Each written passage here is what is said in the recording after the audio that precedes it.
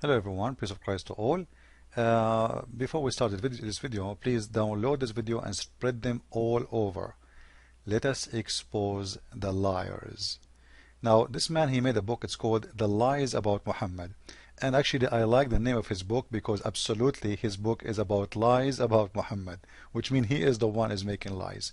And I'm going to prove it to you one by one.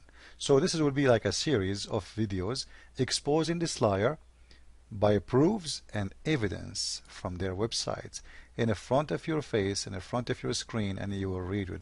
The thing that was so shocking to me is that the talk show host was very educated, very progressive, very enlightened person, and he allowed me to speak my mind, and I thank him for that. He had to ask me the first question that he thought that on everyone's mind, including his, and he needed to hear the answer from. Here's the question.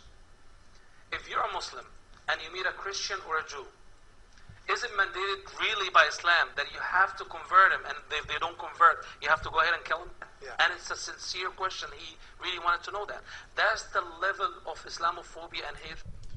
This is Islamophobia. And by the way, when Muslims speak about phobia, it's really funny. We have the phobia, or you idiot. You Muslims, you have a duty to fight everybody in the world. You cannot sleep because of us. You can't even pray your prayer 5 times you pray a day. In chapter Al-Fatiha, verse number 1, chapter number 1, verse number 7, not like those who Allah He cursed them, or the one who lost. Like who? The Christians is the one who is lost, and the one is cursed is the Jews. So when he speak about phobia, if you don't have the phobia, why you have to curse us 5 times a day?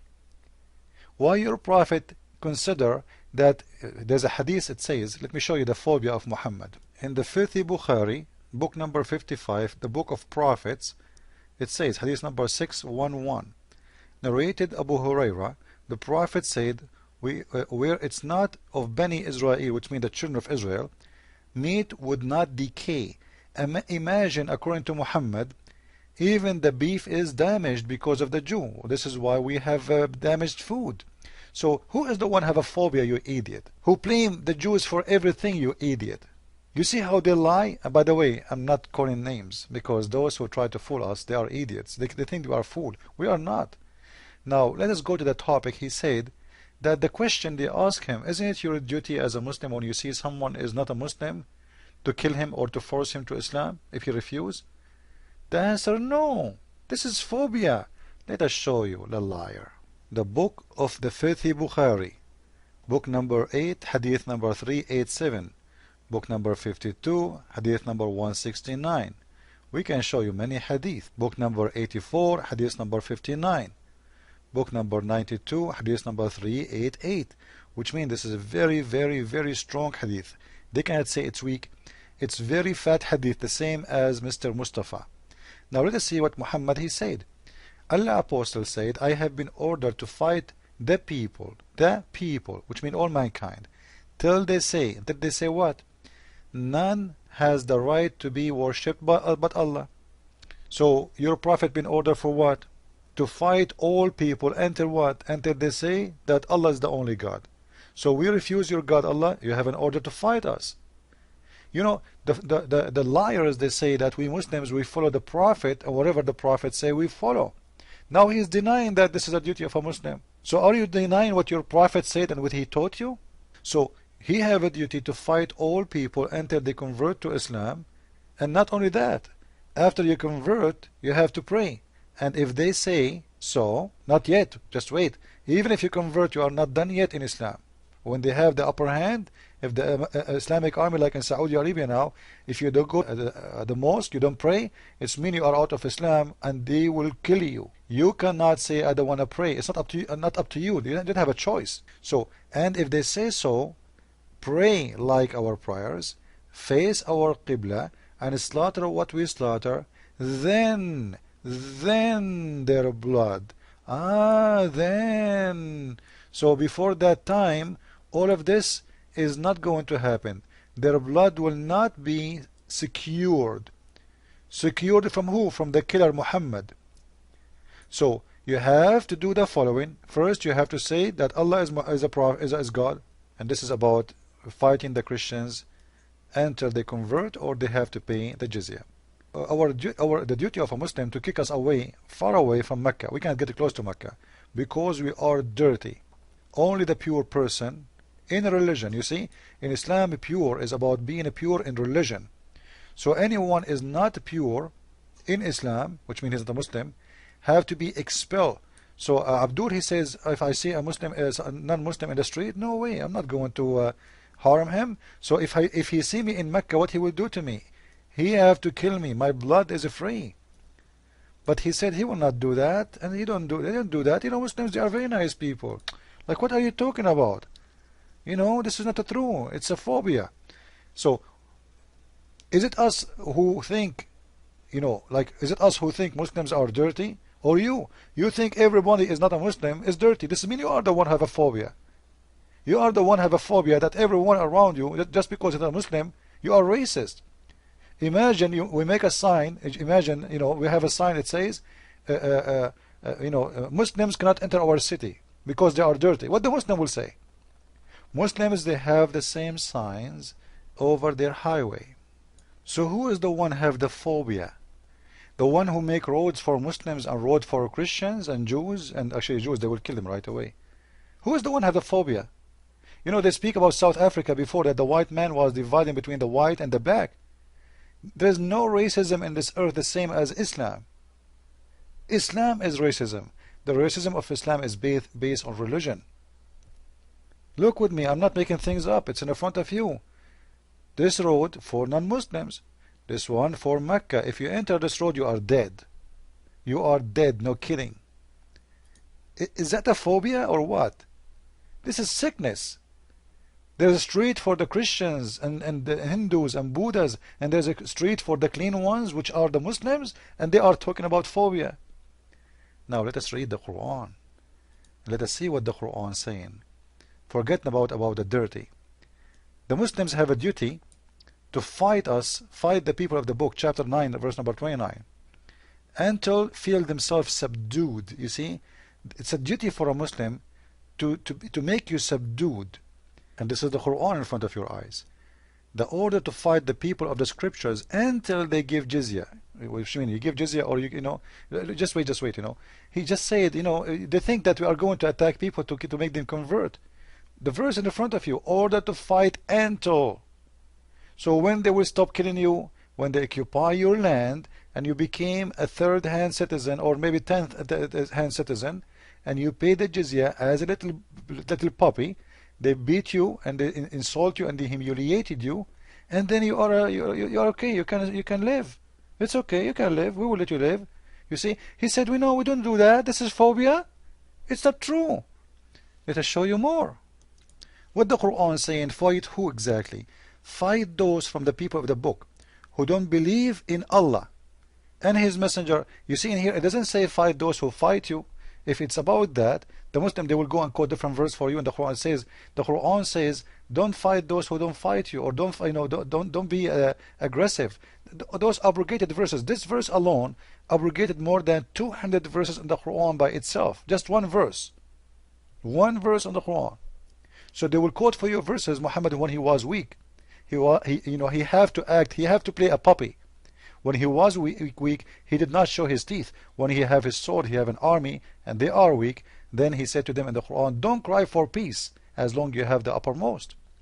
And here you will see the duty for the Muslim to fight the people of the scriptures because they don't believe in Allah or His messengers, and they don't acknowledge them as prophet and as religion. From who? From people of scriptures. Until they pay jizya. Muslim, they will say to you, pay jizya is tax. Well, first you are attacking their land. This is number one. Second, you are taking their money. Number two, you have no, why you want to tax for what? Who are you? I pay tax for my government. Muslims are occupation. Imagine the American, when they went to Iraq, they forced the Iraqi to pay American tax. And what they execute will protect you. You see how filthy this religion is? You see how filthy low class this religion is? And they speak about it, and they will try to say to you, this is tax. It's tax, brother. Let me show you what kind of tax this one is going to be. The tax in here is going to be that you have to be humiliated and you have to be beaten like a puppy, like a dog. Look, paying jizya is a sign of kufr and disgrace. You see, it's what? It's not just it's not about paying. They say to you paying tax, right? You see the lie? I pay tax, but the government don't insult me. They will say to you, if you don't pay it, you go to jail. But this is not a sign of a kufr. You know, this is everybody pay. Everyone.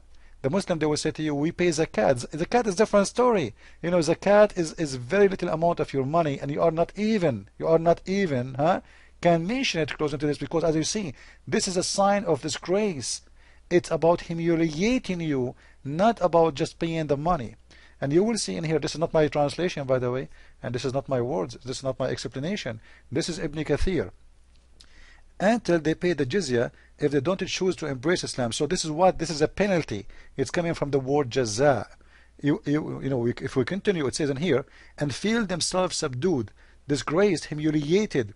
Therefore, the Muslims are not allowed to honor the people of Dhimma, which mean the Christians and the Jews. You see how filthy it is? And they will say to you, this is tax. So a Muslim duty is when you see you in the street to humiliate you and make you feel subdued, like a puppy. Come, sit down, stand up, and we are the one having a phobia. Filthy liars. And look what their prophet, the filthy Muhammad, what he said. Don't initiate the salam to the Jews and the Christians. So this Abdul, the one we showed you his video, if he is a real Muslim, and for sure he is, but if he have the upper hand, he will not say even to you salam, because a Muslim is not allowed. He will not even shake hands with you. He will not honor you. He will not treat you equally to a Muslim. And this filthy liar, he is saying, no, in Islam we don't do that, you know. This is a phobia. Let me read for you, and actually you read for me. Why I want to read for you. Here we go. Don't initiate the salam to the Jews and the Christians, and if you meet any of them in the road, force them to the narrowest alley. So if you see a Christian or a Jew in the street, spit in his face, force him to change his way, humiliate him. Is that the you see what he's saying to us? This is not a true. Absolutely. You know, we are peaceful. A guy walking in the street, they can't say it's a war no more. This is a guy in his country. We occupy his country, and when we see him in the street, we spit in his face and we force him to walk in the sewage line. You see this in here, the narrowest alley. In old days, they used to have an open, dirty water in the side of the road. So if you are a Christian and a Muslim walking by in the same way, or you face him coming in a different direction, he will force you to walk in the sewage. You cannot walk with a Muslim in the same street. And look in here. This is why the leader of the faithful, look how great this leader is. Umar ibn Khattab, may bless him, demand his well-known the conditions to be met by the Christians and the conditions, etc. Humiliation, degradation, and disgrace. This is the condition of a Christians who live under Islam. So Muslims today, they show you a face which is not a true of Islam. And this is why we say every Muslim is a liar until he proves the opposite. You see, in the court of law, every one is innocent until it's proven to be the opposite. But in Islam, when it comes to Muslims, every Muslim is a liar, because Muslims are allowed to lie when they speak in English to you, or when they are weak. As you see in here, in chapter 3, verse number 28, it says clearly that you cannot take Christians and Jews as friends, but you can speak to them friendly, protecting yourself from them while your heart dislike this. So a Muslim, he's allowed to lie, and he speak friendly as long he live not in his country.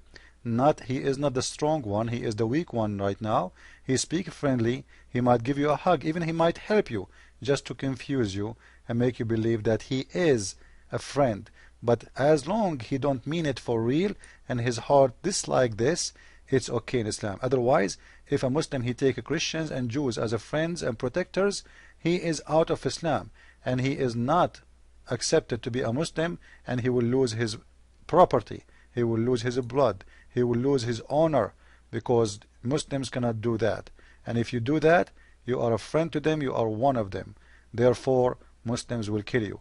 So this is the true Islam, and please spread this video everywhere and let us expose the liars. Thank you. Christ is Lord. Islam is false. Amen.